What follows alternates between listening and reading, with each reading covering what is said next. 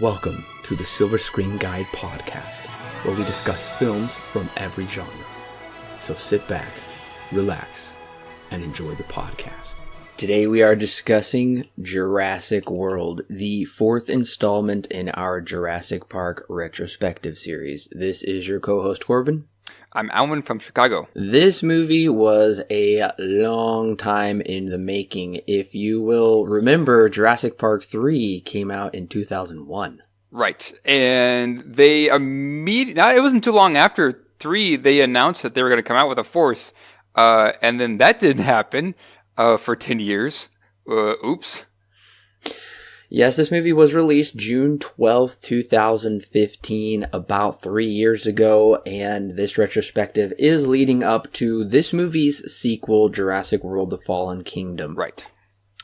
This movie is directed by Colin Trevorrow, who you may know from Safety Not Guaranteed, kind of a small indie film with a budget under $1 million. Right. I own it. I highly enjoy it. Definitely check it out. Yes. Handpicked by Brad Bird, by the way.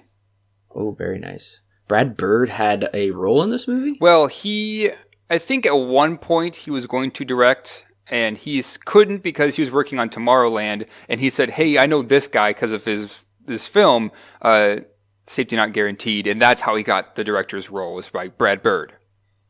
Ah, that makes sense. Yeah.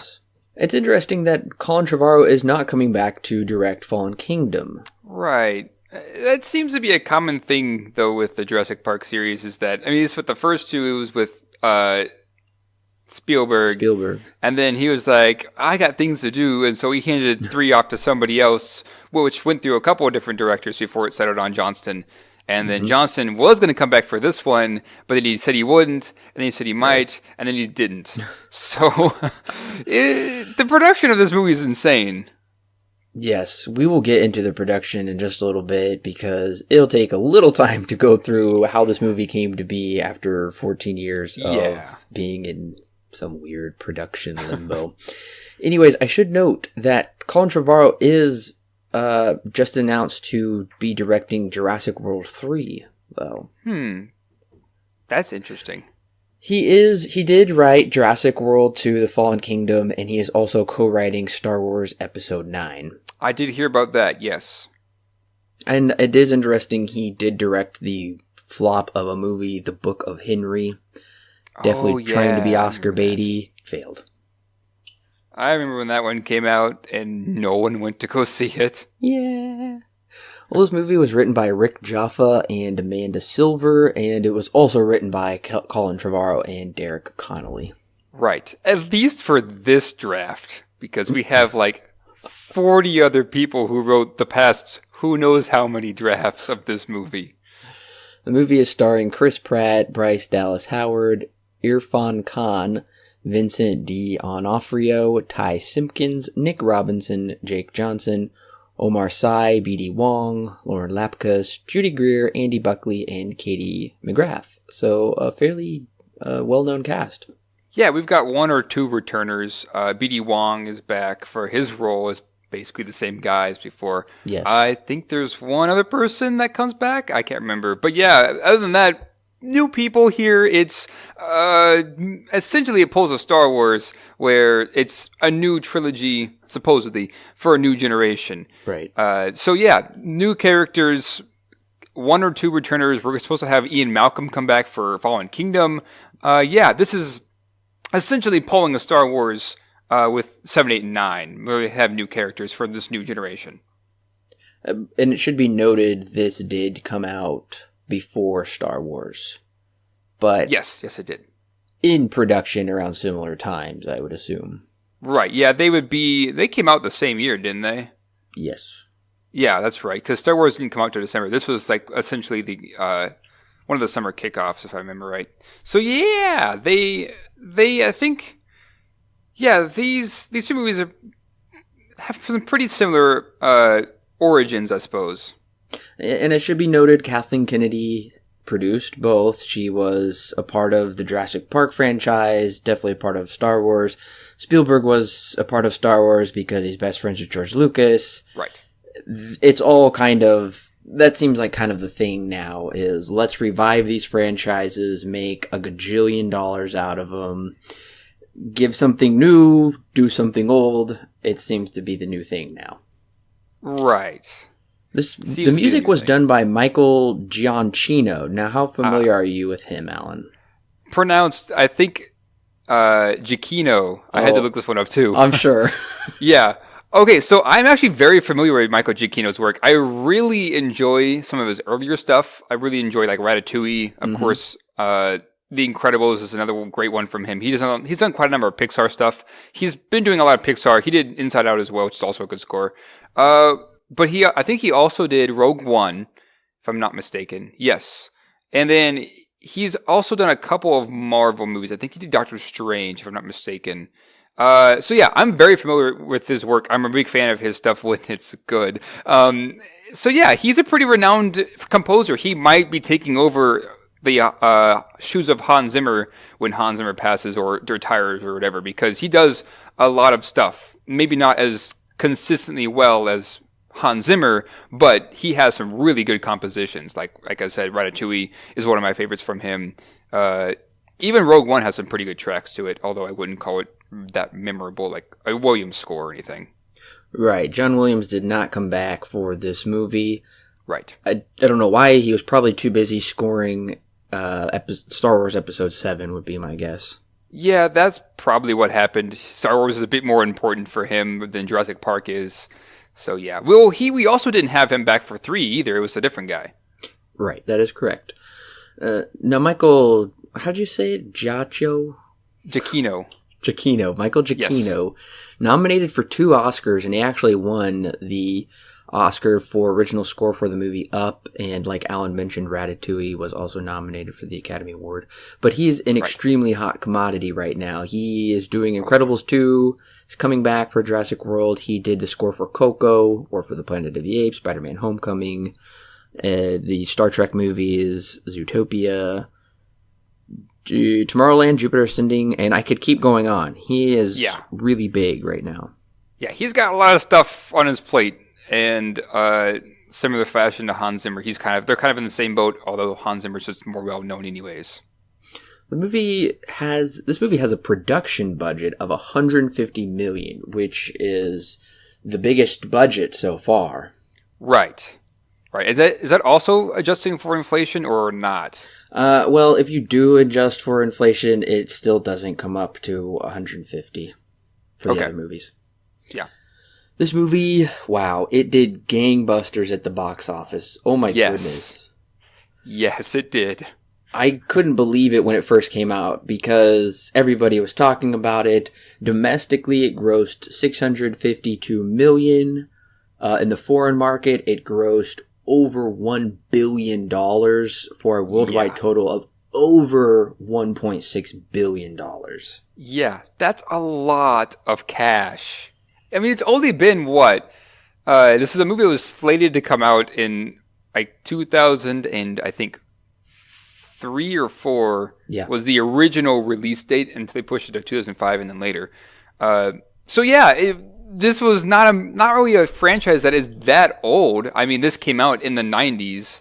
91 was the first Jurassic Park, and it kept released 2 more up until 2001. So it's not that old.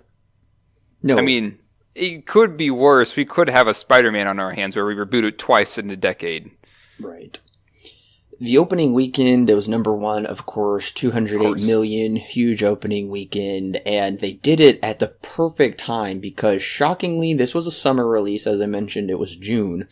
The only other weekend movie that was just opening for the first time, it came in at number 21, and it had some weird title, I don't know, so nothing else. The other movies that were out at the time were Spy, San Andreas, Insidious 3, Pitch Perfect 2, Mad Max Fury Road, Avengers 2 Age of Ultron, Tomorrowland, Poltergeist, Fast and Furious 7, Aloha, and Entourage. Those had been out for a number of weeks, at least over a month already. And so, yes, perfect timing. Nothing could touch it. It did amazing. Right. And I'm sure nothing would have wanted to touch it either because this is the return of Jurassic Park, which is supposed to be a really big deal at this point. So I'm pretty sure no one was like, not even going to go near that, because they would tank. It's just guaranteed at that point.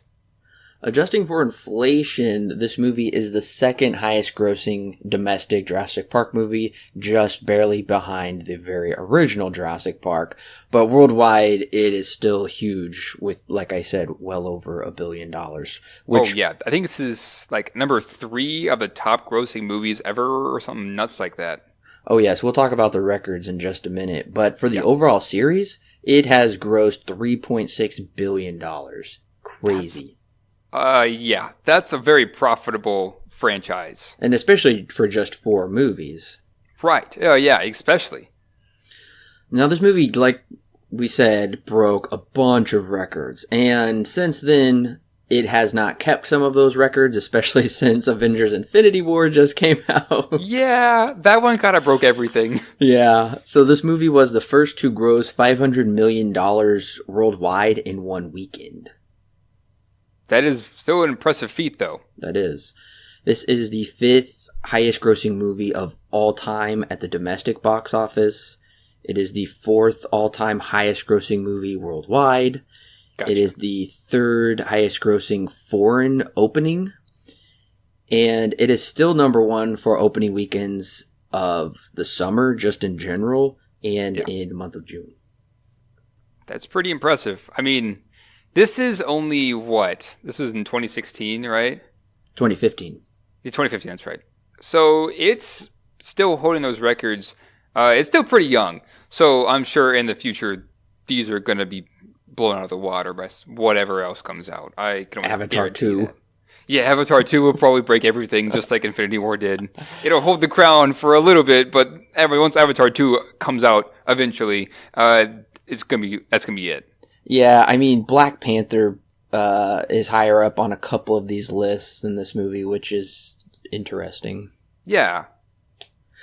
Now, the movie holds a solid 7 on IMDb. Right. I wonder how many of those are people excited that it's just the return of Jurassic Park, and how many of them are legitimately going in for a critical view on it. I mean, we'll get into that, of course, in a sec, but I'm really curious about that score there. It is good that this movie has upped the score, because Jurassic Park 3 left the franchise with a 5.9. It did not do well with audiences. It was also according to Cinema Score, Jurassic Park 3 was the audience's least favorite. Well, this movie received an A from audiences, which is the exact same as the very first Jurassic Park. Yeah, that's right. Yeah, so audiences seem to be pretty pleased with it when it came out. I mean, it made a bunch of money, and the Cinema Score is very high. IMDb score is pretty medium, but still relatively high. Yeah, having a 7 on IMDb means you did a good job with your movie. Right. Most movies, it seems like, have trouble getting to 7 in general, it seems like, and 7 and above is pretty good, pretty well done. Right. Now, the trailer, okay, I think the trailer looks solid. It looks like I'm going to be there on day 1, but I gotta say, I found this trailer to be deceptive. The trailer is much more horrifying than the movie actually is, I would say. It's kind of painting a much darker, scarier movie. It's a good trailer, but one that you don't really get in the actual movie. Yeah, not only are we not using the original music from the score, from the composition from Giacchino, but there's something else. We do have a little bit of a motif with the original theme in here on like this piano that is very mellow. This whole trailer is very, very mellow, and you're right. It kind of clashes with the tone a little bit because it's not exactly representative of the movie as a whole. But yeah, at the very least, it gets the audience. It got me excited when I first saw it back in the day, but I was also a bit skeptical with its release, because I didn't know what the intentions were. I didn't know, at the time, I hadn't really gone back and watched any of the Jurassic Parks again. I mean, I'd seen it all, of course, at that point. But yeah, this trailer is a little bit deceptive. I would even go as far as to say that it's just an okay trailer because at the very least it kind of shows that, yes, the park has returned, essentially. It's now a living, breathing, active community that people go there and see. So we know that much, and essentially dinosaurs break loose again. That's really all we know, which seems to be kind of like a repeat. But hey, maybe they'll introduce something new. Maybe they'll have something more that the original didn't have, which is why I originally got invested in seeing it. I saw this movie for the first time, I believe, in Tennessee. I was on summer vacation with my family, and I remember seeing it in a fairly packed theater. I was a little bugged throughout the movie, though, because the projector was angled a little too low, so there was light from the projector hitting the back of the seat in front of me.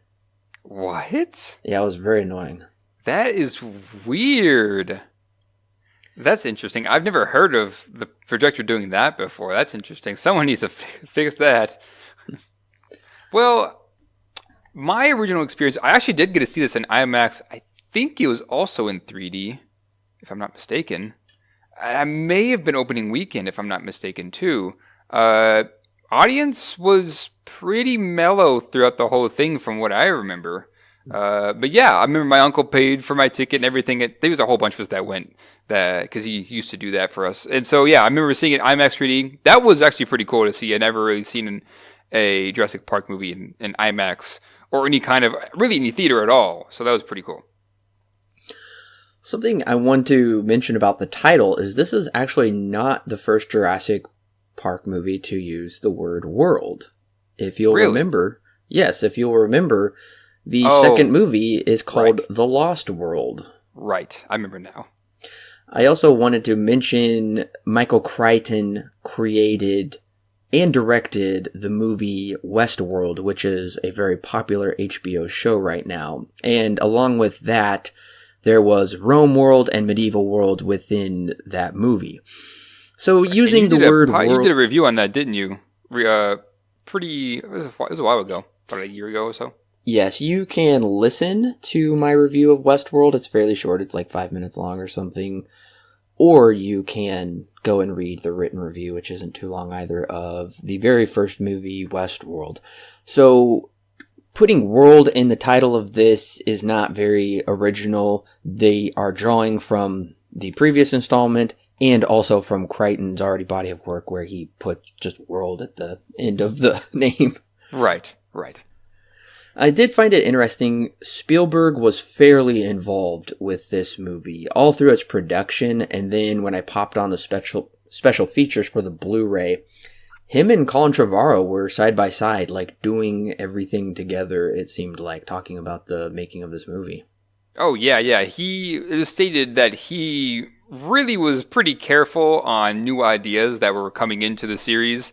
So, like you said, throughout the entire production, he was very well involved with it all and made sure that that's part of the reason why it took so long for this movie to come out is because he just didn't like all the ideas that were being pitched to him in his scripts. So when he found that one that he liked, then he finally got to run with it. And yeah, he had a very big hand in this production, which is basically, even though he didn't take on the directing role, he still had a very big influence as to how this movie is produced still. I mean, I think he is one of the executive producers still, if I'm not mistaken. I do find it funny how Spielberg was super excited to direct Jurassic World. He was actually going to direct the movie ER based off of the TV show. And then Michael Crichton told him about this book he was writing. So then he was super pumped he's like, okay, I want to make it. And he did. And it was incredible. And it still is an icon of cinema. Yeah. And then when he came to do the second one, he was kind of running out of steam a little bit. He was just like, okay, let's do this. And then by the third one came, he was like, I'll produce, but this movie has given me a huge headache. This franchise has. I don't want to focus on it. I want to do other stuff. Well, then as soon as 3 was done, he was like, I've got an idea for 4. I don't want to direct, but here's my ideas. And so no matter how much this franchise has like put on Spielberg's like, I don't know, working capacity, he seems to always want to come back and be a part of this and do something new with the series. Oh yeah, and I don't blame him either because this is easily when you say Steven Spielberg. I mean, this is one of the things you probably go to is this or E.T. or maybe even Schindler's List. This is all Spielberg. Has his hands all over it when it comes to Jurassic Park. I mean, you can't say Jurassic Park without thinking Spielberg. So I can see why this is kind of like his baby, essentially. It was only a year after the release of Jurassic Park 3 that Spielberg said Jurassic Park 4 was coming. It would be the last in the series, and it would ignore the events of 1 through 3. But he said it was the best story since the first one. And this was all the way back in 2002. Right. After 3 had just released. I think they even said at that point that they were going to try and slate it for a 2005 release. Yes, that is correct. Yeah. They already had William Monahan on to do the screenwriting. Spielberg and Kathleen Kennedy would produce it, and it was slated for summer 2005. But Joe Johnston did not want to come back to direct, and he did not like, honestly, Spielberg's ideas because he felt Spielberg's ideas were kind of going to go somewhere in a different direction. Also, it is interesting to note that Sam Neill was signed to a contract of 3 movies. Well, at that point, he had only appeared in 2, and he said in a 2001 interview he couldn't imagine how he could come back, even though he was still slated for those 3 movies. Also, in January 30th, 2003, it was reported that the story would involve dinosaurs migrating to the Costa Rican mainland. A team of experts, including Alan Grant and, yes, Jeff Goldblum, was wanting to come back as Ian Malcolm. They would chart an expedition to one of Injun's offshore islands and discover the dinosaurs breeding uncontrollably. The plot would involve the characters devising a solution to restrict the spread of the dinosaurs and prevent an ecological disaster. It was also reported that the plot contained a top-secret aspect. Early concept art depicted genetically engineered human dinosaur mercenaries. Yeah, that's when things got weird, and they were really... I mean, that does sound kind of interesting, though, to... Essentially, it's kind of calling back to the first one. Now we have genetically engineered dinosaurs. We're going to introduce that into the human DNA. What will that do? That sounds kind of interesting, but yeah, at the same time, kind of crazy as well. And that seems to be a common thing between all of the rewrites is it's kind of always crazy with them all. And there isn't really one that's always settled on until the very end that everyone seems to agree on.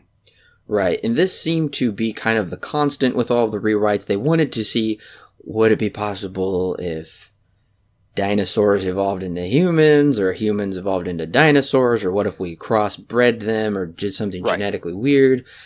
I can't even imagine that being on screen. Yes, it's interesting, but in April 2003, Stan Winston confirmed his special effects studio was in the design phase for the film, and apparently Spielberg wanted, because visual effects had really improved since the first movie, he wanted to bring in some scenes from the original novel Jurassic Park and its sequel. Oh, that's right. And also, in 2003, Keira Knightley said she was in consideration for 2 separate roles, including a small role as a granddaughter. Yeah, and she almost got the part until they wrote her out in one of the next drafts. Yes, until that awkward moment when she is written out. And Keira Knightley would have been a very big name actress to get at the time because of the Pirates of the Caribbean fame. Yeah. Yeah, I mean, she may have... Well, let's think here.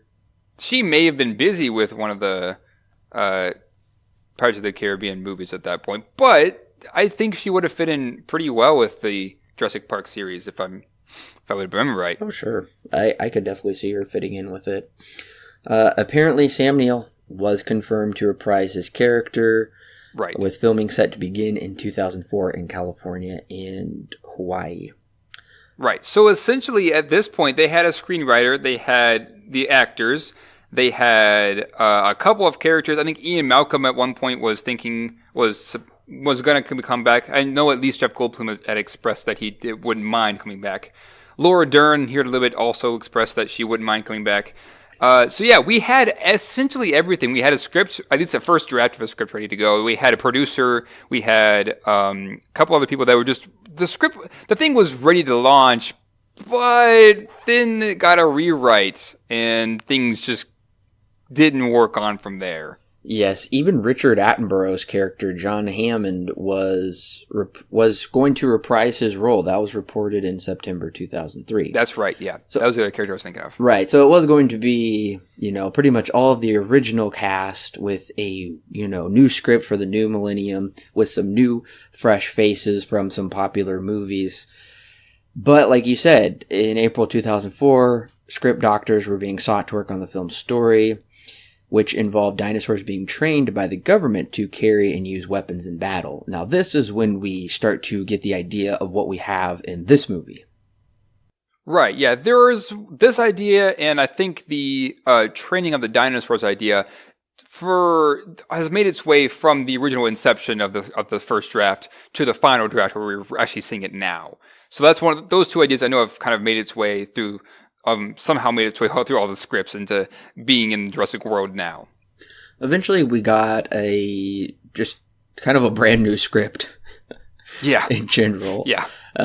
It would involve Isla Nublar engine would have been taken over by the Grindel Corporation, a Swiss holding company, while creatures from the island have begun attacking people on the mainland of Central and North America. The script featured a brief return to Isla Nublar and would focus on a mercenary named Nick Harris, a new character who is sent by John Hammond to the island to retrieve a canister of dinosaur DNA that was lost during the events of the first film. That idea was actually one of Spielberg's kind of first ideas while he was filming the first Jurassic Park movie. He said, okay, I'm going to leave this here for now, but I will come back to it probably in a sequel. That never happened, but I guess for number 4, he thought it would. Yeah, and this wouldn't have been a bad idea either, I don't think, because kind of like what Spielberg had said, he was wanting to do something that was not necessarily the same as the other 3. Wanted 4 to be on kind of its own. And so this brief return to Isla Nublar would have been, I think, a good idea if it was, of course, executed correctly through the eyes of Spielberg. I think that would have been really the only way that it would have worked. But then this draft actually pushed the movie back to a late 2005 release, I think. Yeah. It had pushed it back a little bit with this new rewrite. Yes, that is true. There was Kathleen Kennedy's husband came on to produce. That was in 2004. And it was also reported that Alex Proyas, who did I, Robot, Knowing, Dark City, recently, the Egyptian movie about the gods. Oh, yeah, the Exodus God. Oh, no. What's it called? What is that movie Gods called? of Egypt or something? Yeah, something like that nobody went to see. Well, anyways, yes, the movie was expected to begin filming in March 2005 and was, well, it got pushed back even then. And in April 2005, Stan Winston confirmed the film was on hold because of repeated revisions of the film's script, none of which satisfied Spielberg, like Alan hinted to earlier. And right after this, they did get, it was 2006, they said that there was another script that was in the works, and they were predicting that it would come out in around 2008. They were wanting it to come out after Indiana Jones 4, because Spielberg would have been busy definitely on that project. And so that was their idea originally, was to get that out hopefully by 2008. And at that point, they were thinking of having there was some back and forth between Laura Dern and Sam Neill if they would or wouldn't come back. At this point, they kind of came. The consensus was always back and forth between them at this point too. So it was kind of up in the air. They were hoping that they'd have it ready by Indiana Jones 4, but that didn't happen. I guess technically it didn't happen.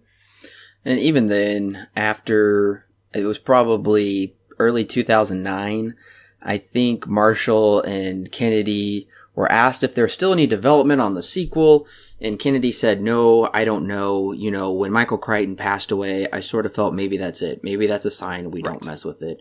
So at this point, it had been well, from 2009 to 2002, it had been about 7 years trying to write this script and get people involved. It was a huge mess. Yeah. And on top of all this, right before Indiana Jones came out, there was a writer's strike. Oh. And so if anything else, it was pushed back to 2009, hopefully, because of this writer's strike. And they couldn't really find anybody to write it because nobody wanted to write anything because of the strike. Also, back in 2005, when they're still working on it, Spielberg had an idea to include a scene from Crichton's The Lost World novel that would involve a character on a motorcycle as they flee from raptors. Now we see that kind of reworked into this movie. Right. So yeah, this is another one of those ideas that kind of just made it through all the scripts, this motorcycle idea.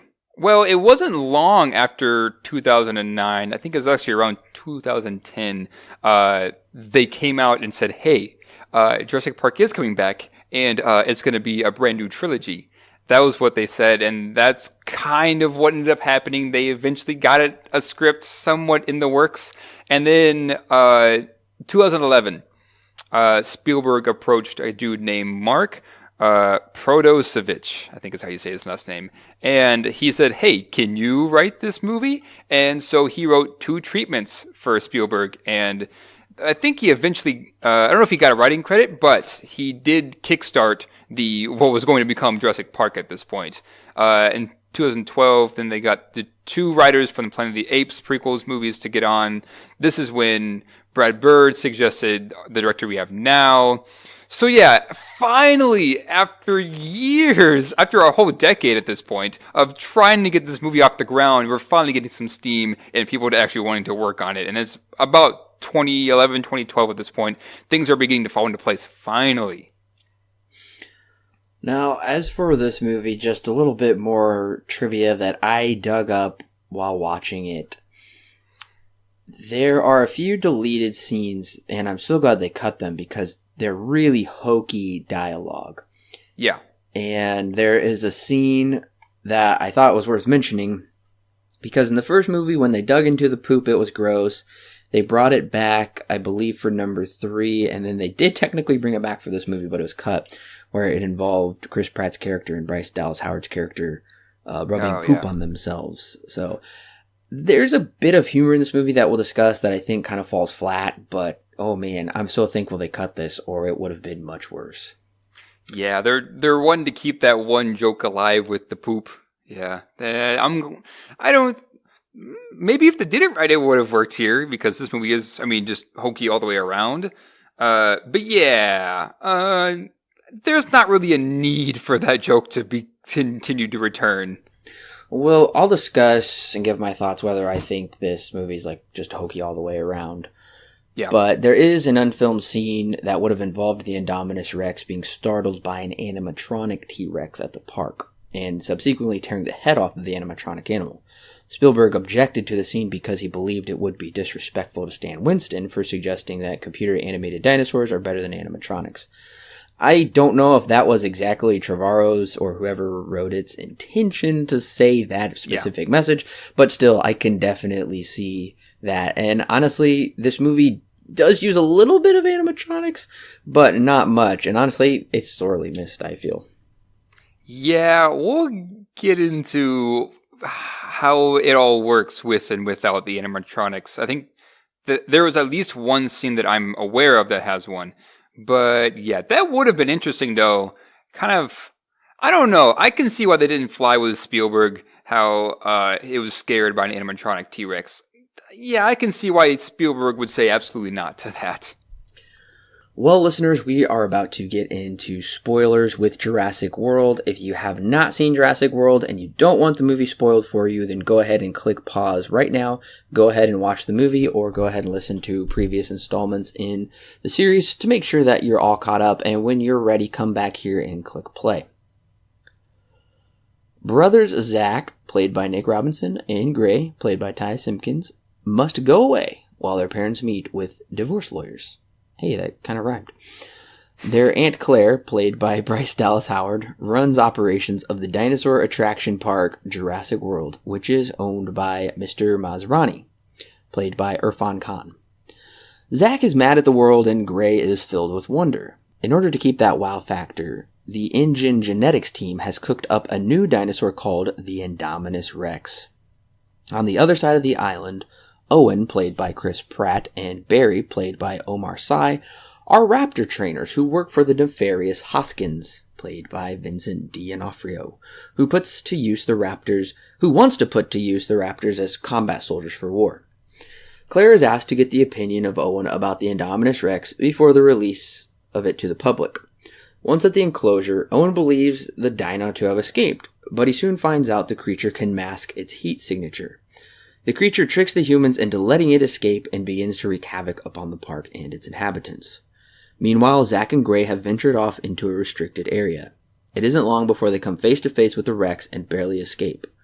Claire, naturally worried about her nephews, who won't pick up the phone, tasks Owen to find her nephews. Once the four reunite and find safety, they come to realize Masrani has died trying to fight the Rex and InGen has taken over command of the park. Hoskins, now in charge, forms a plan to use the raptors to track and kill the Rex. The only problem is the Rex is part raptor and turns the raptors against the humans. Claire, with the know-how of Nephew Gray, runs to the T-Rex paddock to set it free and let the king of the dinos battle it out once and for all. But the T-Rex is about to lose when the last remaining raptor teams up with the Rex along with the sea creature Mosasaurus to take down the Indominus Rex. In the process, Hoskins is killed by a raptor, and Wu, who is reprised by B.D. Wong, gets away with the secret dino plans. After the battle is over, Gray and Zack are reunited with their parents, and Owen and Claire start their new relationship. Roaming free on the island, the T-Rex unleashes his kingly roar while overlooking the island as credits roll. Okay, so I guess reading that plot that I wrote can make the movie sound kind of hokey. Yeah, that's kind of what I meant when I said that there's pretty hokey elements in this movie.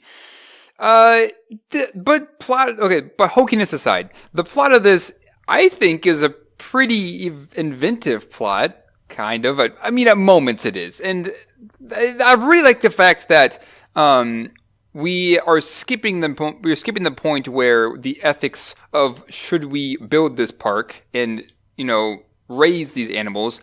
We're skipping this because we've kind of already gone over that anyways in the first one, and we're getting right into the thick of it. This is already a thing. In fact, not only that, but audiences are kind of starting to become desensitized to all the dinosaurs because of how often they've seen them. And there are moments where I'm just like, that makes a lot of sense. There's a lot of commentary here between the big companies and the consumers, and a lot of money talk. There's a lot of that kind of stuff in this. And so that's one thing I tended to really enjoy, is the fact that we have a lot of this talk of, the fact that one of the first things that Bryce Dallas Howard does when we see her is say that they don't really care to see a T-Rex anymore. They've seen them, so we want to give the audience something new, something scary that they haven't seen before. And in one scene with, I think it's Chris Pratt's character, she even says that.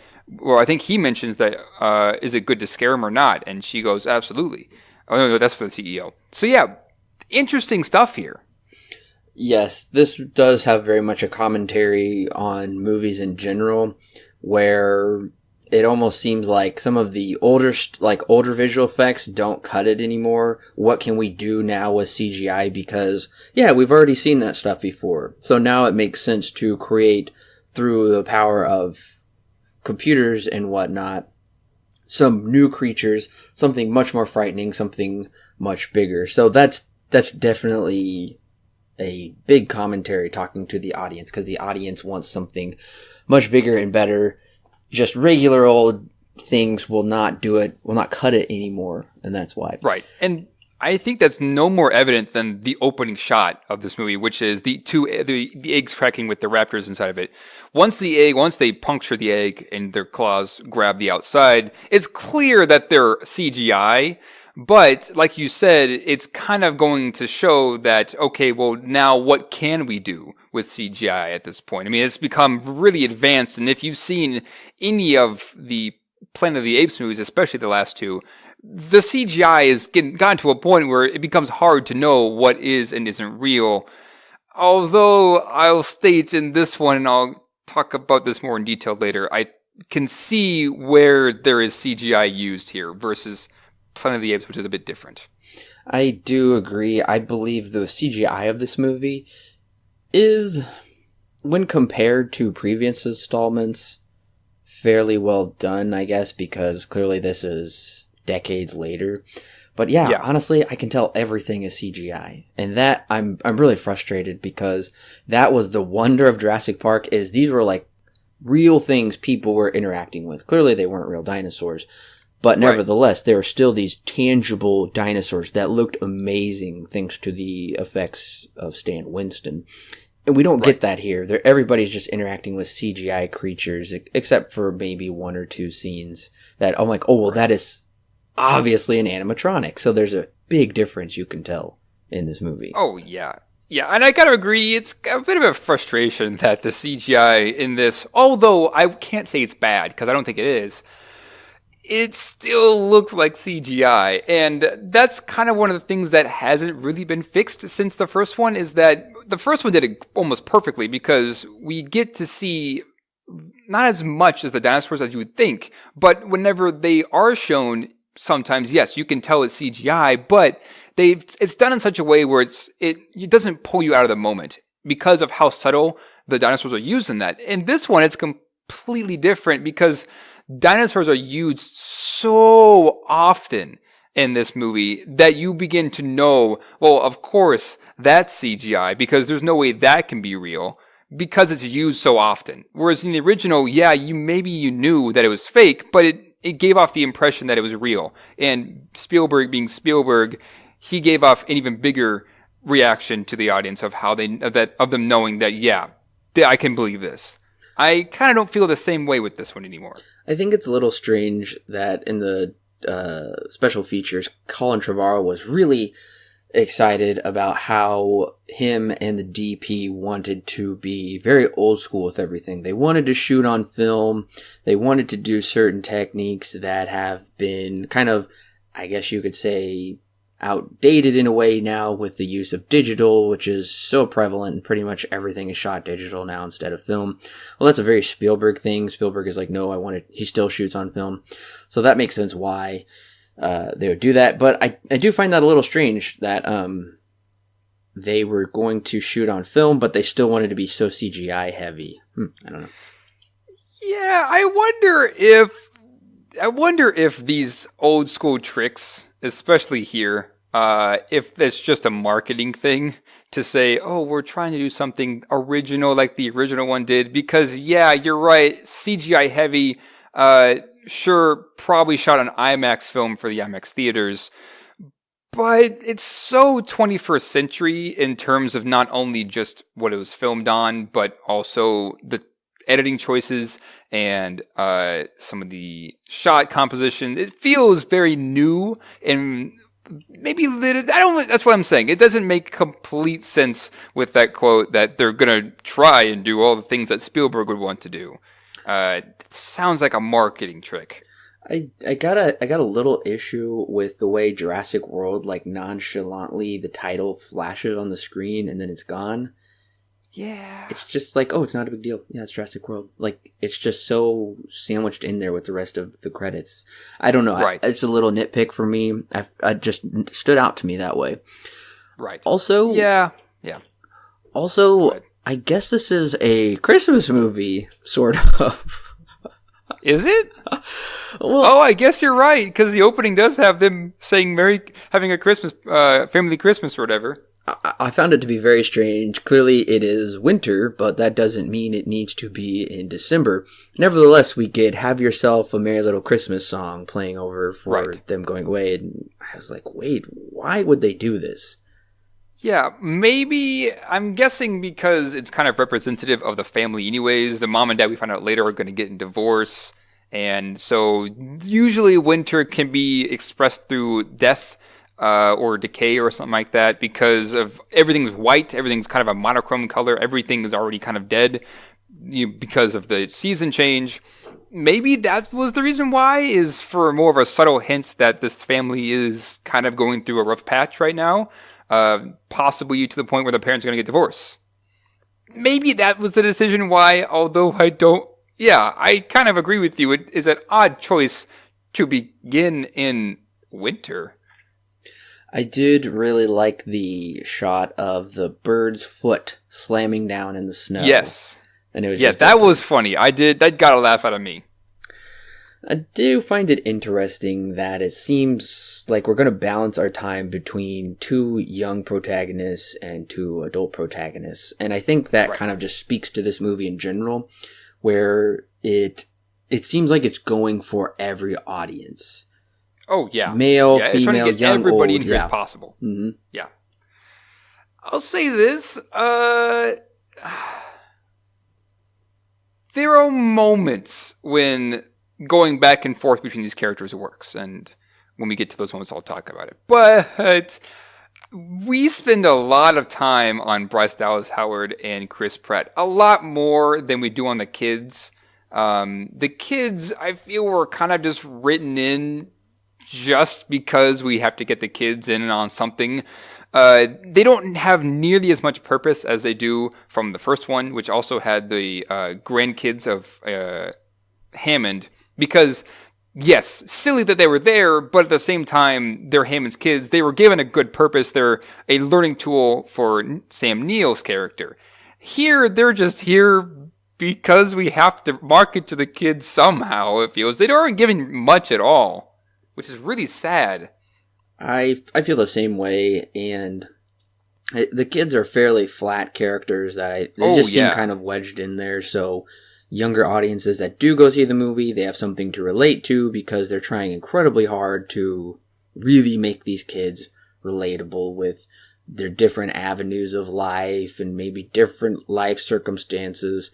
It's a little too much for me, and I was really worried that Ty Simpkins' character Gray was going to just annoy the crap out of me in this movie. And thankfully he doesn't. I believe more so in the beginning he is a little annoying, but not to the point of it being too much. Right. And I'll say this, the boys kind of have a chemistry. I feel like that's even pushing it a little bit to say that they have a chemistry. The big brother is very much a too cool for school guy. Is he going off to college or something? Because I keep hearing talk of him. He's leaving soon or something along those lines. I guessed he was probably 16 because he said he would be leaving in 2 years, which would put him at 18. All right. I guess that makes a bit more sense. But anyways, yeah, the kids here, I can't say that I like either of them. One of them, the younger kid, I think it's pretty unmistakable that his character is kind of meaning for him to be representative of us because he's very much stuck in the past. When we first meet him, he has a little 90s toy where you put in a little disc of images and you can kind of flip through them. I had one of those when I was a kid. Those are very 90s. Or older. Yes, or older. And so his character is very much stuck in this time. He knows a lot about dinosaurs, we come to find out. It's kind of his dream to go here to to the park. So yeah, he's very much stuck. He's very much representative of maybe you or me, Corbin, where we saw the original back when we were kids and we wanted to go there. And now it's a reality at this point. And so he's always very excited to go when he gets to the park. And he's always so filled with so much energy, but also a lot of emotion. Maybe a bit too much. But yeah, he's an interesting character nonetheless. I just wish, like you said, that these characters had more to them because they're really flat. They're like bare bones. These are kids' characters. Kids will get into these. Can we agree there's some really awkward scenes with the older brother when he is just constantly staring at females? And like I said, that's true to real life, clearly. But do we need that many scenes where he is just staring at females, they laugh at him, he's trying to talk with them, and some are just super awkward? Yeah, absolutely. He comes off as very much as a creep. He's kind of, even in the opening with him and his girlfriend, it's kind of just hokey anyways, because she's like, I love you, you call me every day. I don't even know how she got there, because they kind of don't live around other people anyways. Yeah. him and girls are weird throughout this entire movie. He kind of just likes to stare, and even his brother calls him out at it and says, "Why don't you just go talk to him?" It's kind of silly. Maybe a little bit more than real life, in my opinion. But yeah, weird all the way around. So once we get to the park, we kind of have this introduction of the original Jurassic Park theme, and the boy is running up as the doors open to look at it, and then we cut away, and I was like, well, that kind of killed it.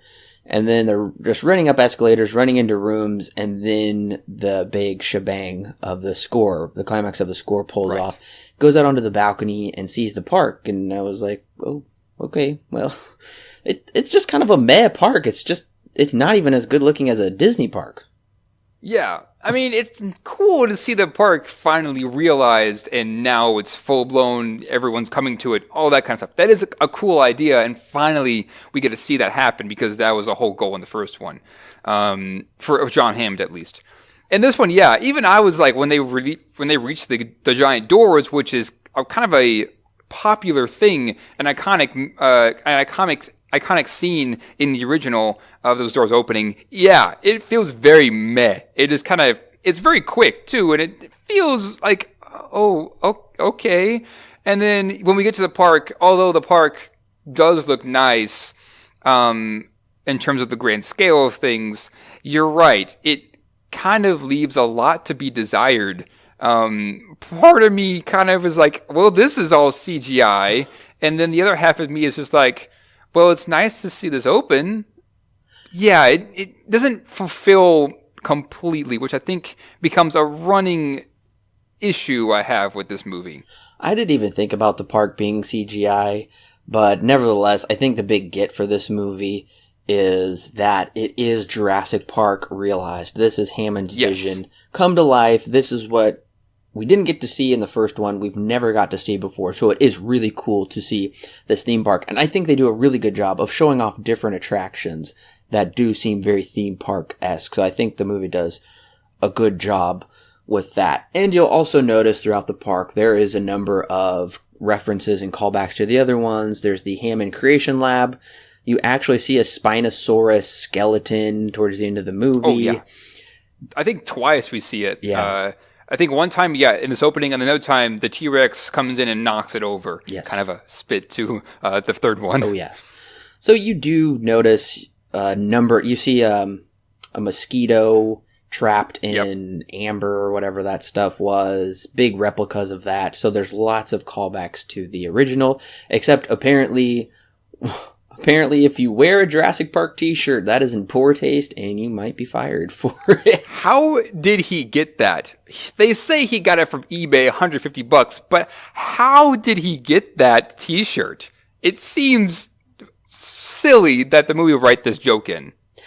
Yeah, that seems very... I don't think we ever saw any Jurassic Park t-shirts or anything in the first one. I guess they had already printed them up. They were some limited edition item. I don't know. I've got one up in my room. Did not cost me $150.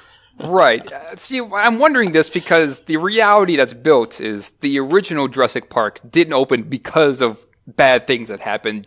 The dinosaurs got loose, right? Or the people that were in the park, they couldn't open it because it would have been way too dangerous. I'm just wondering how those t-shirts got out if that was the case. Maybe there's something I guess there's something that just wasn't explained, and the movie doesn't really take time to do that. But anyways, yeah, that was kind of where I was like, now I'm confused when that joke came up. So, well, okay, I do really like Jake Johnson's character, Lowry. He's really funny in this movie, and I think I don't know, I think he brings a little bit of flavor to this movie that is mostly kind of flat with the characters. So, the Lowry, he's the guy with all the toys and the shirt, right? Okay, yeah, I have a bad problem with names. I know faces and characters, but I don't know names. I'm going to take the opposite approach. There are moments where I thought he was funny, but for the most part, I am not a fan of the humor of this movie just in general. I found it, for me, to be pretty hokey, that he has all of these diorama of dinosaurs on his desk, and he's always spitting these somewhat sarcastic, but also just very shallow jokes. I don't know. I didn't find his character to be all that good, in my own opinion. And in the scene later when he essentially is going to give up his life, I didn't feel anything for him hardly at all throughout this movie. He felt like a character that was... He is a character that is only there for comic relief. I did laugh during that scene, I gotta admit. There was a number of scenes where I laughed, but there was a couple, especially when the kids were driving the Jeep, magically got that Jeep to work, driving it to the park, and the guards are like... talk about that. Yeah, and the guards are like, well, never seen that before. I was like, is that supposed to be funny? Yeah. Yeah, there are a lot of those kinds of jokes that don't fly with me. If you want some really bad humor, then go to the deleted scenes where Chris Pratt says something like humans are an outdated species, and it's just some really garbage humor, and thankfully most of that was excised. But anyway, speaking of characters, Bryce Dallas Howard's character, honestly, I think turns in a flat performance for most of the movie. There is a couple scenes where she gives some decent emotion, but I was a little annoyed that Aunt Claire, in my opinion, should have been Ariana Richards' character Lex from the first movie. That would have been interesting if they went that route. Right, and her nephew should have been the sons of her brother Tim, played by Joseph Mazzallo. That would have been an interesting route had they gone down that way. I think this is that might have worked. I think this is a huge missed opportunity because it makes sense because those two are all grown up now. Lex, it feels like she can do what her grandpa did, but, honor his memory and do it right like he wanted it done right eventually in the second movie. Tim's not doing well, apparently, and his two sons are shipped off to there. I'm just like, man, this is such a missed opportunity. How did they miss this? Right. There are a couple of ideas that I had for the script, and there's one idea I want to pitch to you, but that doesn't happen until later because we have to get to that point in the story. But yeah, that is a pretty good idea. I don't know, maybe that was one of the ideas that was brought up when they were rewriting constantly for all of these scripts. I will say this. Yes, I do agree with you. Bryce Dallas Howard does an okay job here. She's done much better in a lot of other projects. Her character, even her character is pretty flat here as well. There isn't much depth to her character. She's just kind of there as the CEO of this company.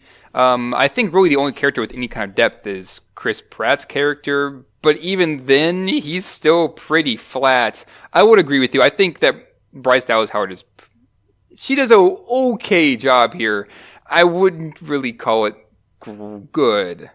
The character I'm most confused about is Mr. Masrani, who is pretty much the owner of the park, but there's still also a board of directors, and somehow InGen is still involved and can take over.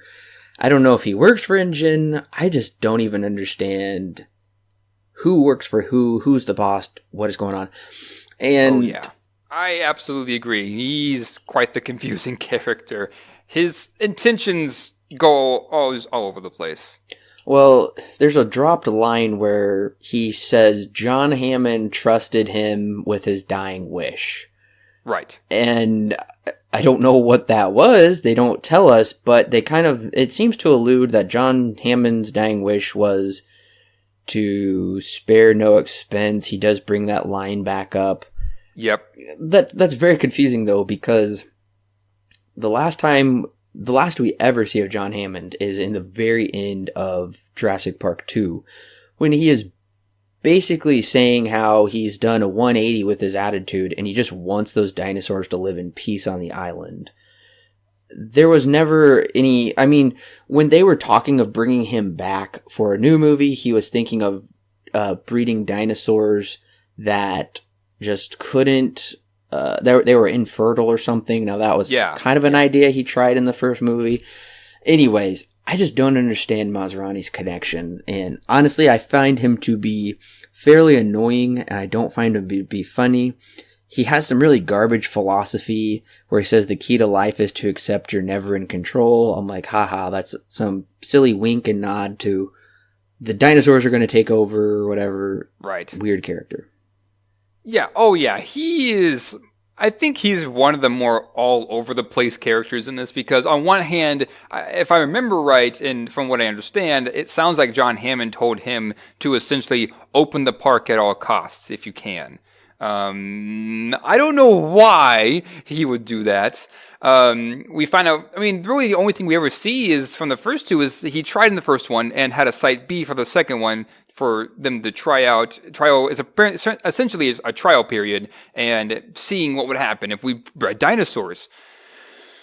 So with this one, it makes no sense that John Hammond would say open the park with this man who we've not only never met, but even he is just...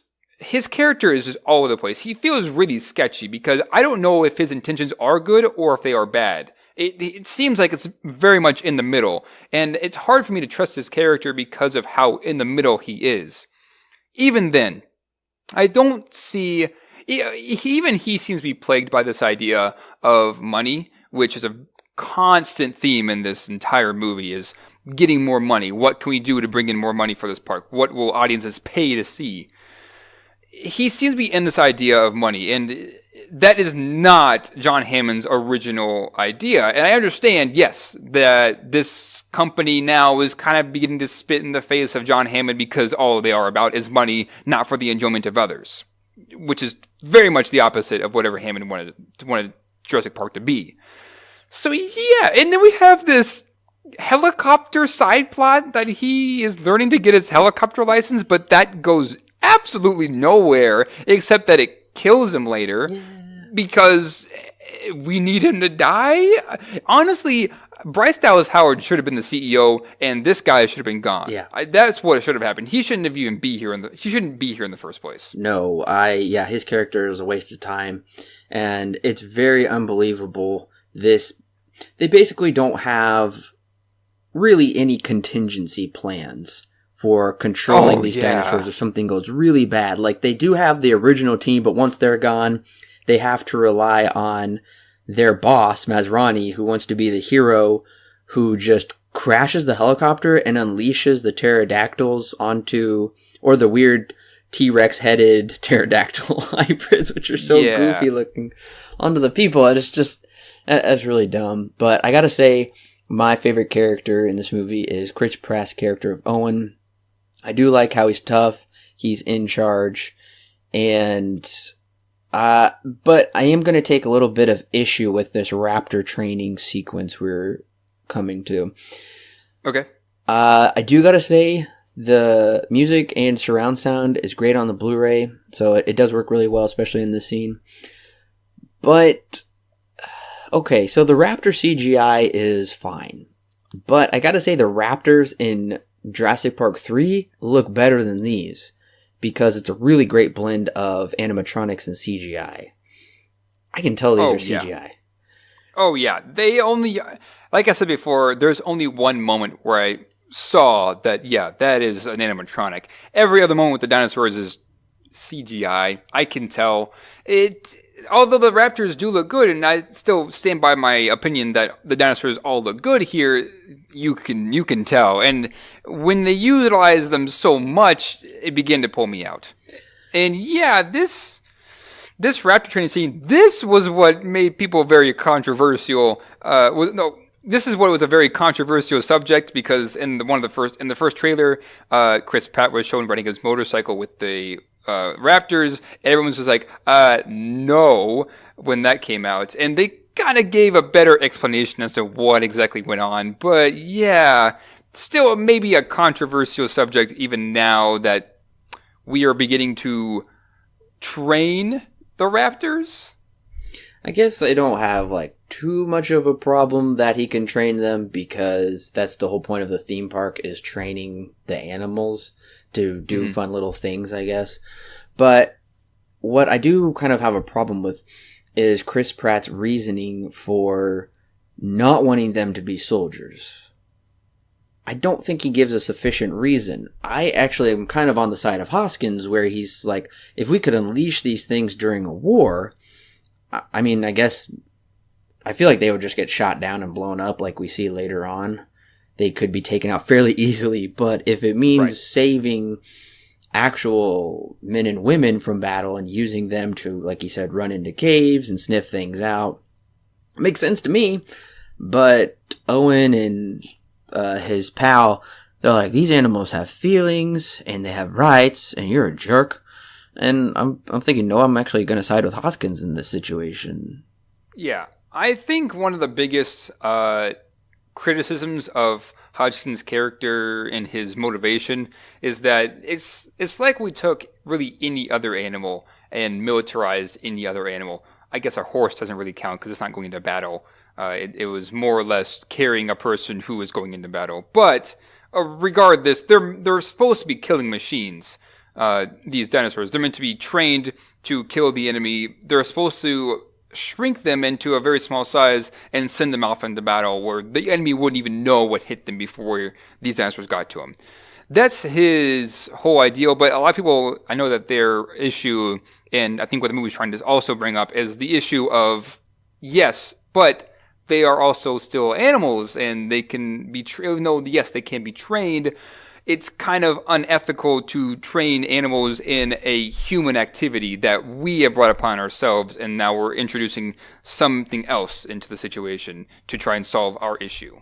I do believe you're correct. That is what they are trying to say. I just don't think the reasons they give are very solid.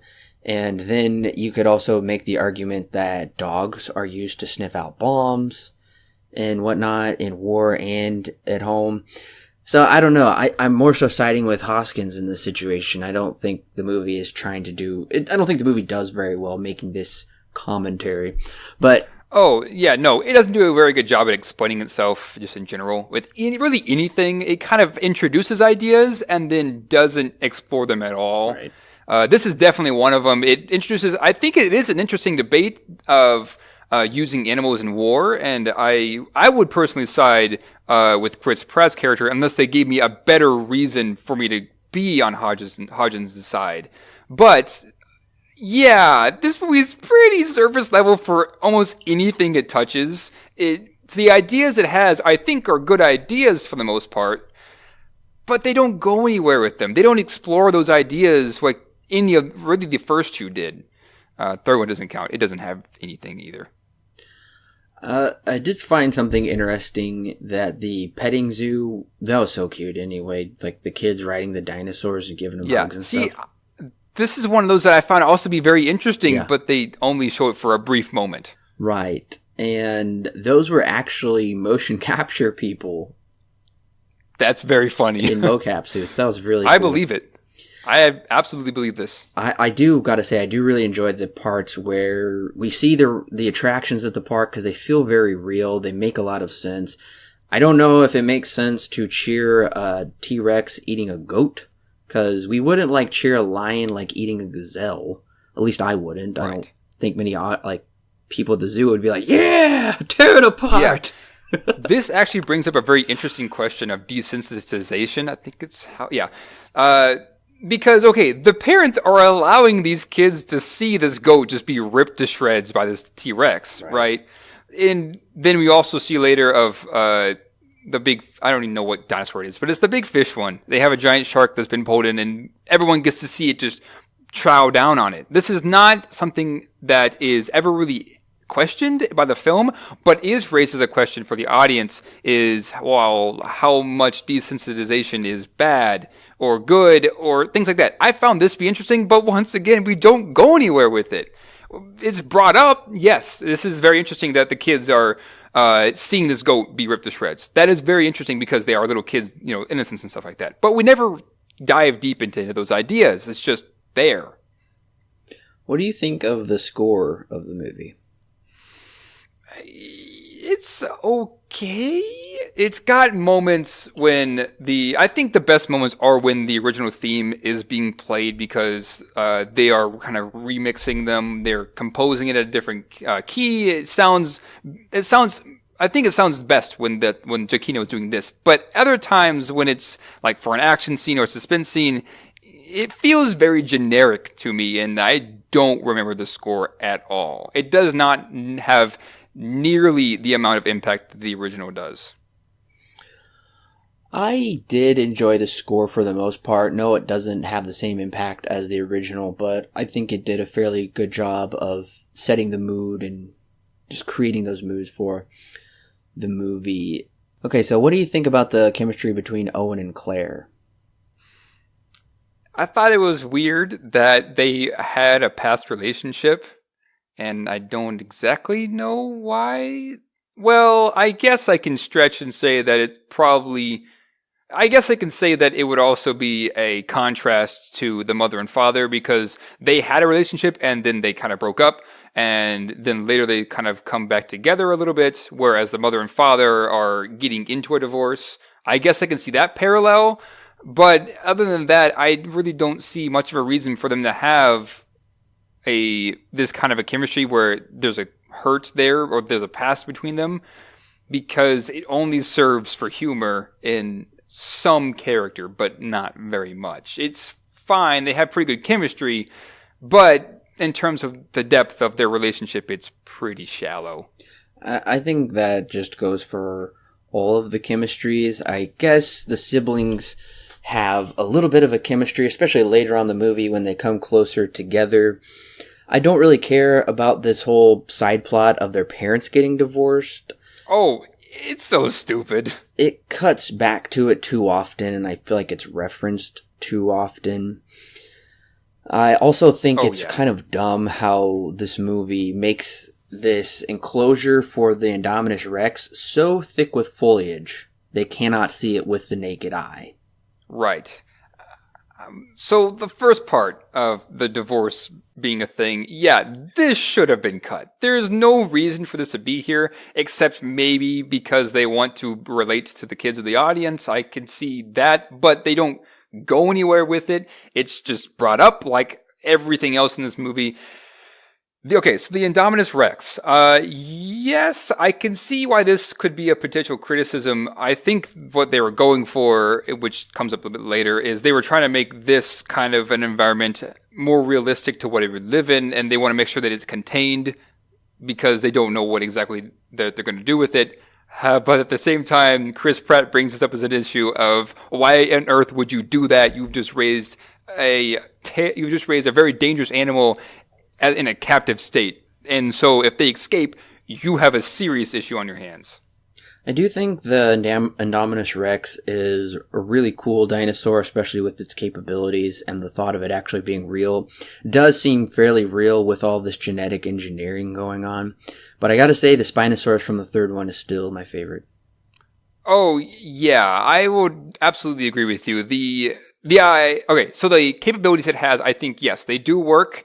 And I think that they are pretty cool because they don't feel magical or anything. They feel, because the first time we see it use one of these abilities is, I think, one time when it masks its heat register, but then when it is also becomes a chameleon, essentially, and it kind of moves from behind the foliage and turns back to its original color. Yes, those are pretty cool things because they feel like they could actually happen. They feel very biological.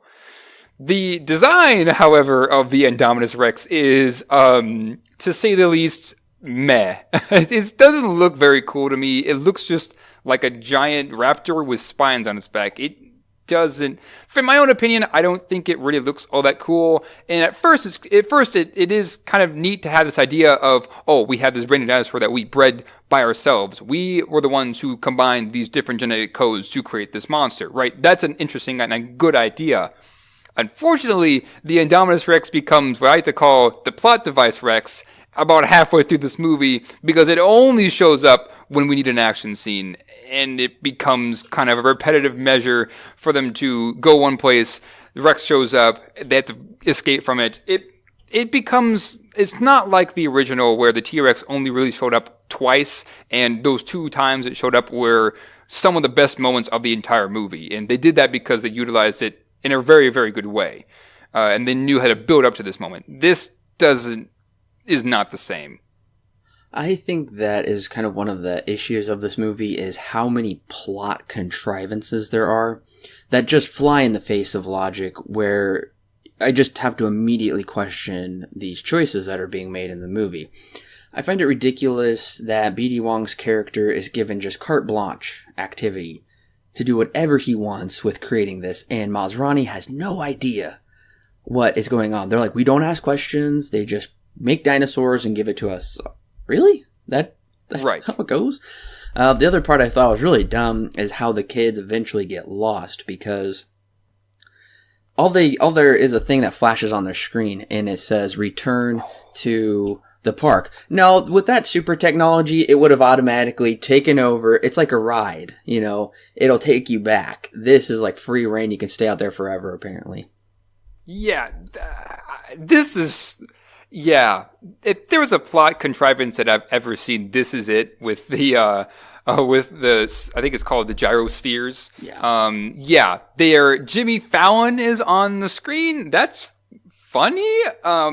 Anyways, yes, flashes on the screen. You got to return because this attraction is now closed. Right. I think only about maybe 1 out of 10 people are actually going to listen to that message. The rest of them are just going to keep going.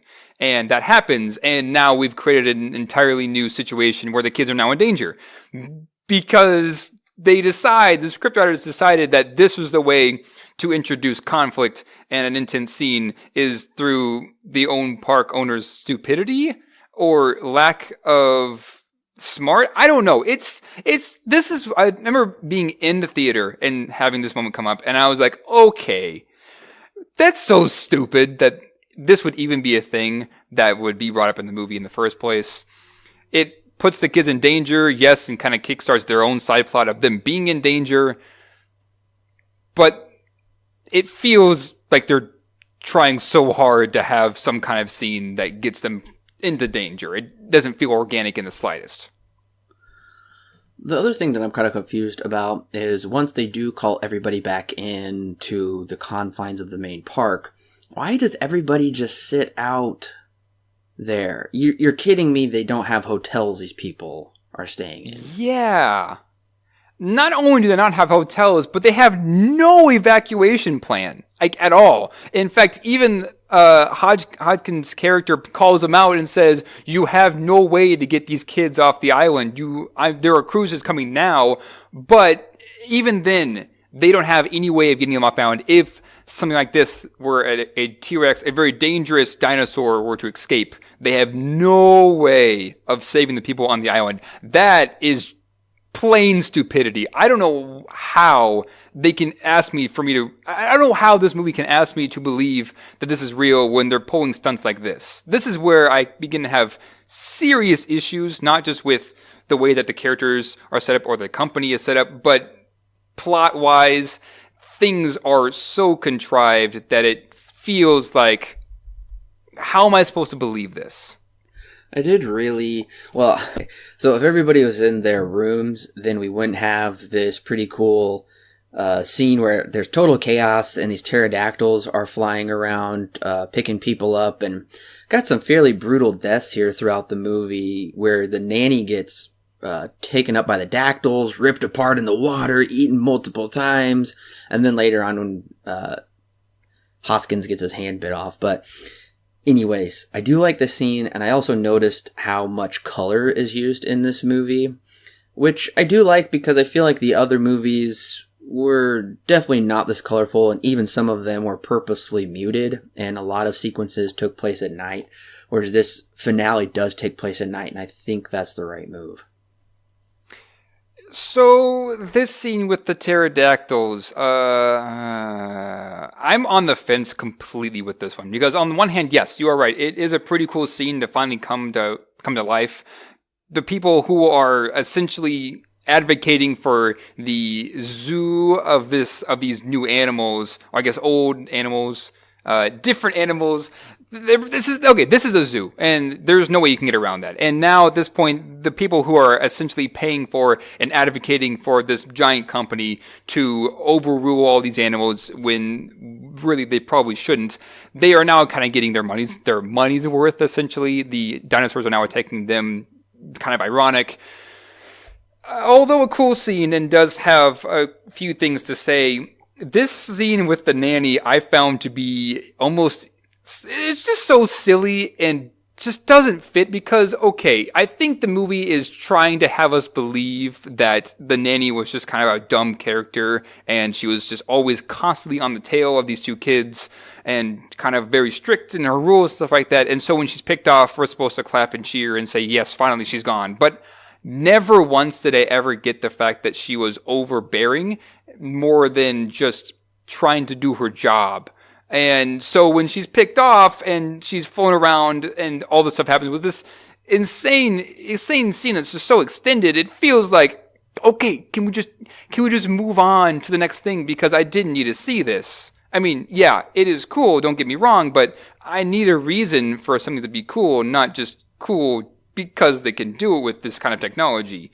I would have loved to have her character developed more, and so that way when this moment does happen, it feels very satisfying, but this is not satisfying to me. This is just cuz. Yeah, I found it to be shockingly, gratuitously violent with how much she is just ripped around.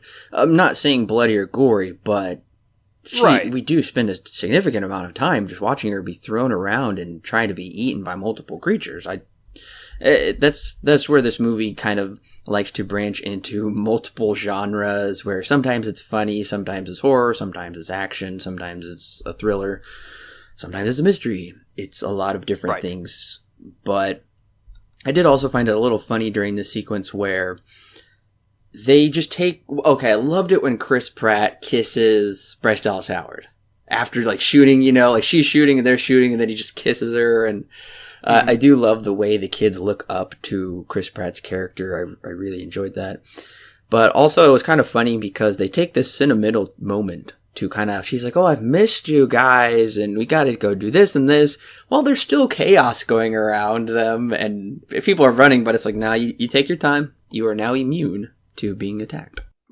Yeah, it is kind of a cool, I'll take it back. It is interesting that, Chris Pratt essentially becomes the father figure, but not really because they don't spend any time together that would make him seem like he becomes their father in any ways. Finally at this moment, the kids meet up with the adults. Finally, now, they're safe, I guess. Getting to this moment though, it just feels contrived that the kids have to jump off the waterfall. The kids find their way and they find the old building where the T-Rex used to be and they make sure that this is the old building instead of being subtle about it. Then they jumpstart a Jeep because they learned how to do it with their grandpa's old car. Okay. I understand the reason for having homages and callbacks and using different elements of the original in the new ones. I understand that you not only want to satisfy the audience, but at the same time respect what had come before you. That I understand. But when you make it so obvious as to what this is instead of being subtle about it, that almost ruins the rewatchability of this movie because I know now, because you showed it to me, that this is the ending scene of the original, instead of letting me find out by myself that what this building is, and seeing that banner on the ground without cutting to a close-up, I would have been able to figure it out myself and say, okay, that's cool. Instead, it makes it a point to make sure that I know that this is the original, that this is the ending to the original. A lot of the homages in this movie don't work because they're so pointed and so forward in saying, make sure you don't miss this, by the way. It makes it hard to rewatch in my mind. Well, I don't think I'm going to let that ruin the rewatchability for me. Mostly what I factor in with rewatchability is how much fun am I having with this movie? Is the pacing well done? Is the action well done? And yeah, I would say the pacing is pretty good in this movie. I think it could have been a little shorter because there's a number of side plots that should have been excised. And I do really like the action. And I gotta say, once we come to the finale here with the action scenes all at night, especially when they first encounter the Indominus Rex with the raptors, that's a really well done scene and probably one of the best of the movie. And I think from there on out, it's pretty good. Yeah, I'll say it has its good moments. It kind of like you said earlier, it kind of changes genres again. Um, this becomes more of an action movie, one that seems very typical, very generic. It's got its moments where it's cool, like with the Raptors. Okay, with Chris Pratt riding his motorcycle and the Raptors next to him. That is a pretty cool shot. I mean, at this point now, we have been able to build the relationship between Chris Pratt and these Raptors. So that is kind of a cool moment. A lot of people seem to really love the moment at the end here with the two dinosaurs fighting, with the OG T-Rex and the Indominus. Things like that. There also seems to be this theme of constant battle between good and old. And once again, we have the kid that I was talking about earlier, the younger kid. He's stuck in the past versus him in this new reality. We also have, the very end, the Indominus versus the old T-Rex.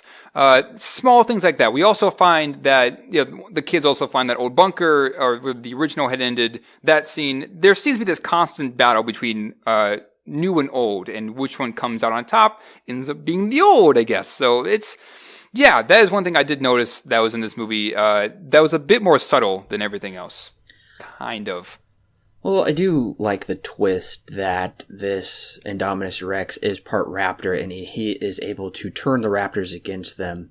And yes, the shot of them riding the motorcycles together was really cool, and I love how the kids call that out. And Chris Pratt felt very much like Arnold Schwarzenegger's character in Predator here to me. And I was like, you know what? Yeah. I think I would like to see you lead the new Predator movie. I think you do well at it. He might. I guess he's more associated with comedy than he is an action drama. But I think that if done right, it might work. Predator is super hokey, though. Oh, no, you're absolutely right. Well, I gotta say, and then here we kind of have some more horror elements while still mixing in comedy, because the kid is like, is everybody dead?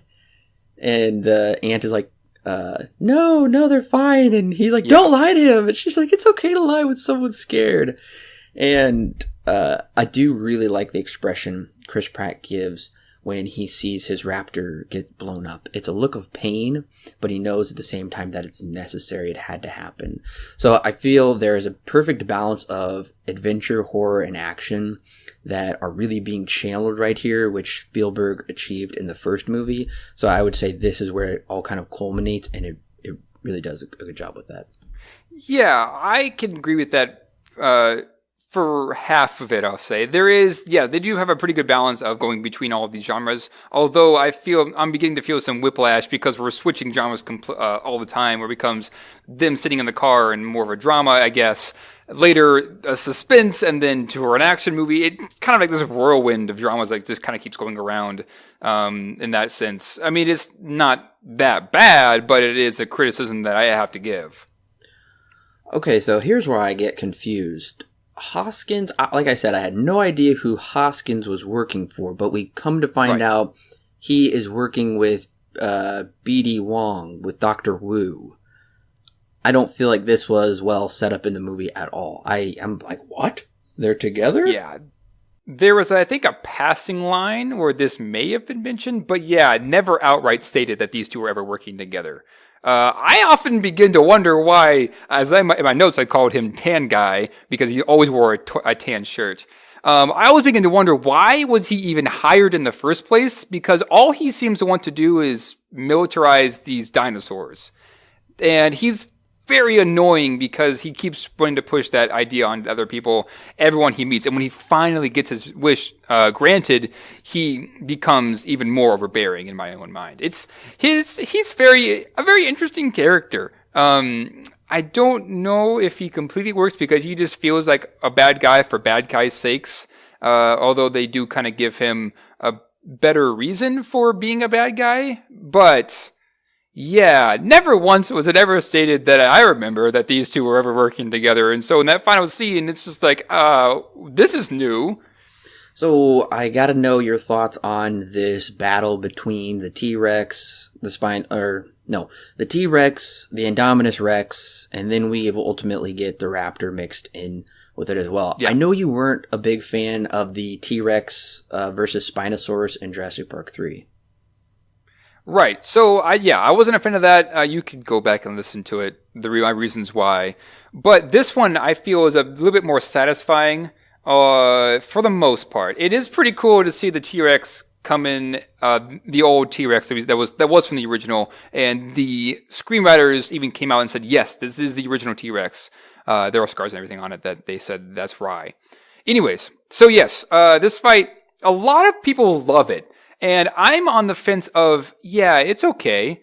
It is fun, don't get me wrong, and it is fun to watch and very engaging because you get to see the T-Rex come back and take out the Indominus Rex. However, and I do want to mention this. It is kind of nice, and one of my favorite parts of this whole fight is that the T-Rex and the Raptor are now working together, whereas in the first one they were against each other. And they're fighting a new kind of evil. Once again, we get that old versus new. Anyways, when it all comes down to it, it's pretty fine. I do enjoy it, but it's not anything that blows me away. It's clear to me that this is all CGI. And as much as I hate that I have to keep referencing that, it's hard for me to not see it. Anyways, is it fun? Yes, I can absolutely say that this is a very fun fight, but I think that it ends in a way that I found to be very unneeded, because whatever the dinosaur's name is, the fish one, it comes out at the very end and grabs the Indominus Rex and pulls it into the water. Right, that's the end of the Indominus Rex. It feels like they didn't know how to end it, and so they decided to write this dinosaur in to end the fight completely. It just feels kind of underwhelming when it was all said and done, albeit a very fun moment and a great moment to end this movie on. I've even heard people say that even though they didn't like the rest of the movie, this was why they came back to watch it again, is for this moment, and I can see why. The setup for this scene, I think, is a little cheesy, where the little boy says, "Teeth. We need more teeth." Okay. Yeah. It's a really nice shot of Bryce Dallas Howard getting the T-Rex out of its enclosure. Like you said, the fight doesn't blow me away, but nevertheless, it's a really fun fight. This is exactly what I think the movie needed, because that's what we got in the third one, and in a couple of the other ones, there was definitely big dinosaur fights. This is what the audience kind of really wants to see, is dinosaurs fighting each other. And I think what makes this one different is the inclusion of the raptor, and especially how they humanized the raptor, which I thought was a really nice touch while watching the movie, because it seems like the T-Rex is about to be beaten when all of a sudden I don't know if it's Blue, I just call it Blue, the raptor. He comes running around the corner, and the way it is shot, I don't know how they're doing it. It's like the background is blurred out. It's just about him. Something seems very kind of like innocent about this creature coming to the rescue. He's small, kind of like a small dog would defend a person, their owner that is getting attacked or something. I don't know. I found that to be a little touching, a little humanizing. So I really appreciated that scene. And yeah, I thought it was a pretty fun scene, and the movie closed out fairly well for me. So, Alan, what is your rating and recommendation for Jurassic World? Well, before I actually give my rating recommendation, I actually have a proposition for you about what I was thinking during the... It would have been during the pterodactyl scene, actually. No. It would be about halfway.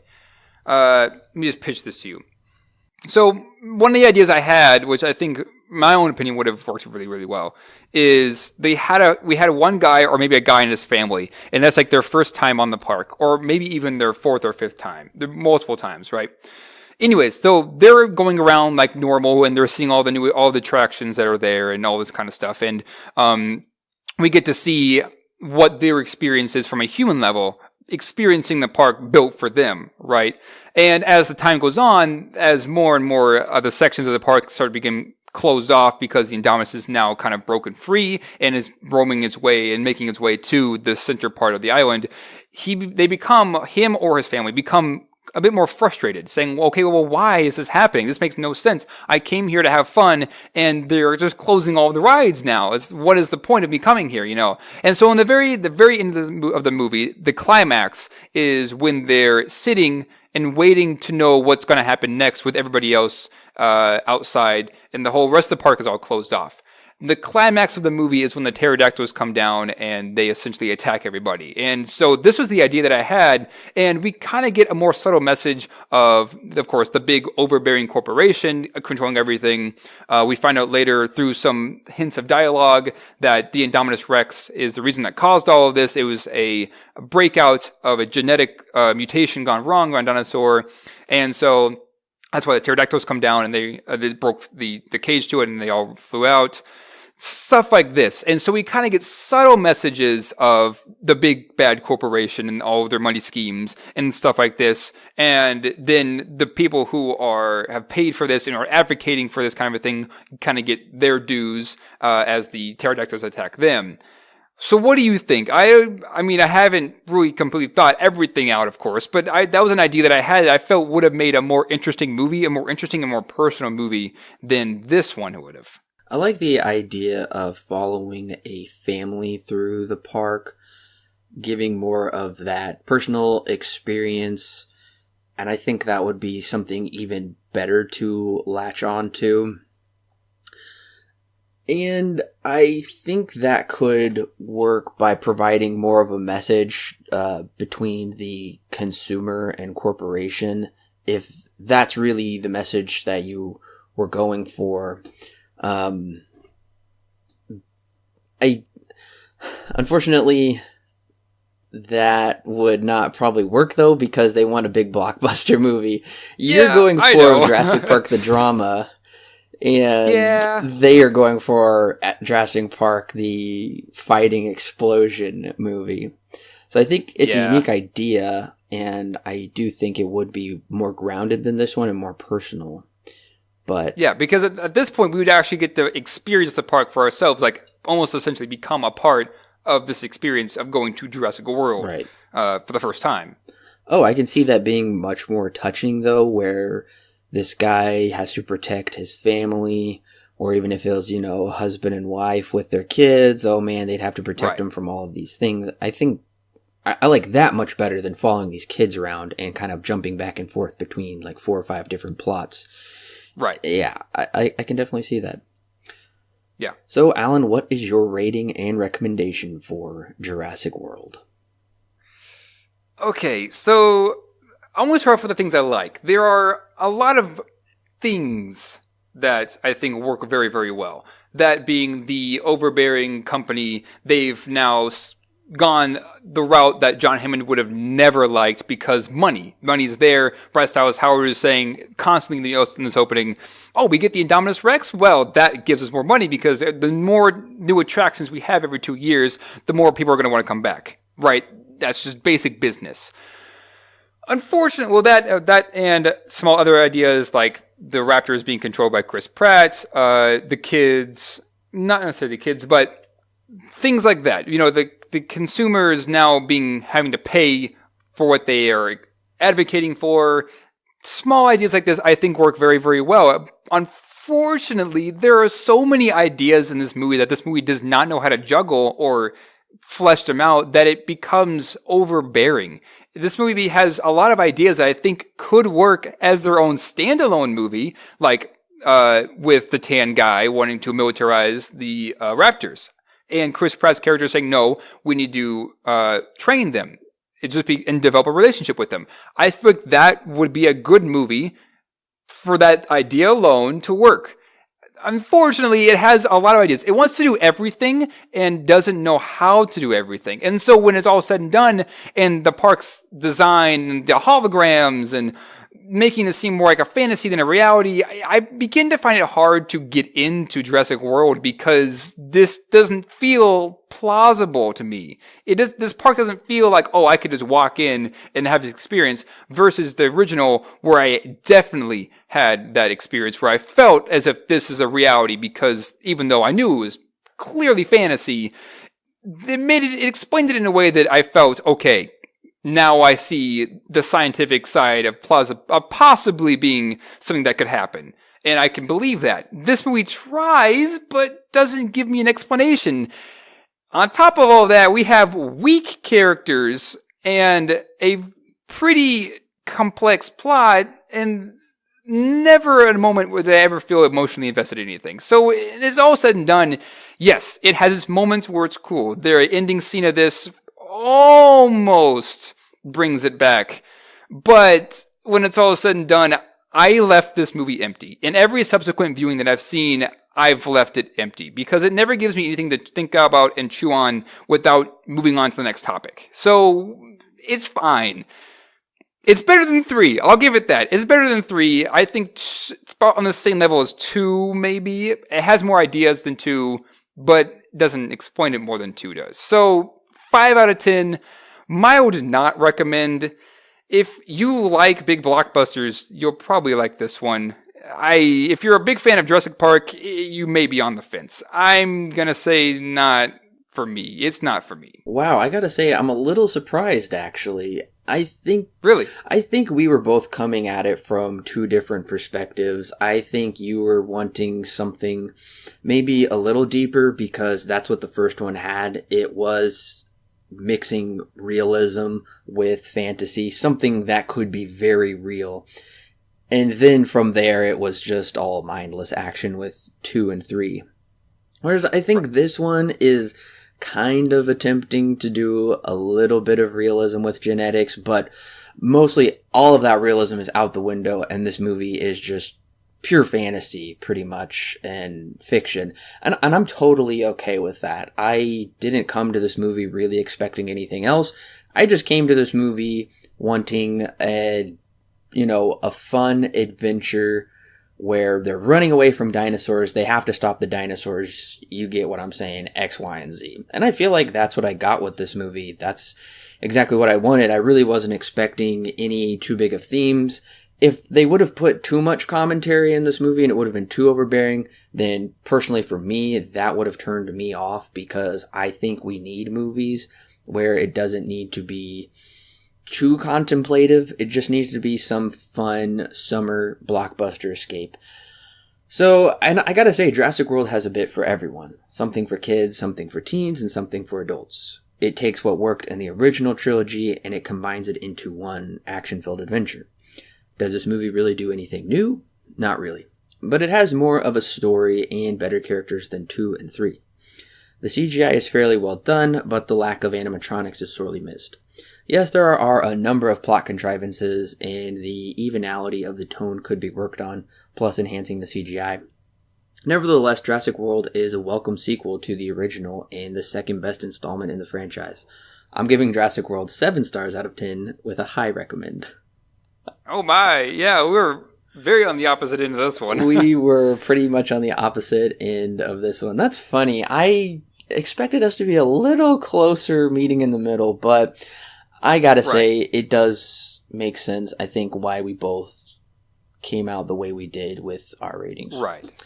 And I think I would have agreed with you more had they gone strictly fantasy and not really tried to tease these little ideas of things that they, like ideas like the ethics ideas or something like that. So if they would have done that, I probably would have agreed with you 100% on this. But since they do that, I feel teased. And I'm just like, I want more. Give me more, That's just how I like my movies. I had my expectations fairly tempered because the first one, I think, is just a superb.